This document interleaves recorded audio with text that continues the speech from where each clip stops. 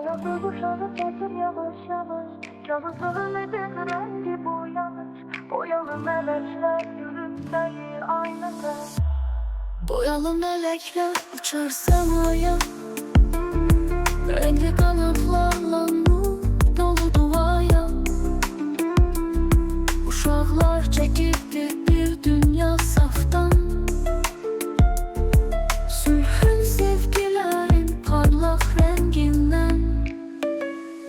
Gözlerde parıltı, yüreklerde nur. Resimlerde danışır sükutla bir gurur. Her fırça izinde bir nağıl yatır. Her renk bir dil açır. Uşakla danışır. Boyalı melekler uçar semaya, renkli kanatlarla nur dolu duaya, dolu duaya. Uşaklar çekipti bir dünya saftan. Sülhün sevgilerin parlak renginden. Gözlerde parıltı, yüreklerde nur. Resimlerde danışır sükutla bir gurur. Her fırça izinde bir nağıl yatır. Her renk bir dil açır. Uşakla danışır.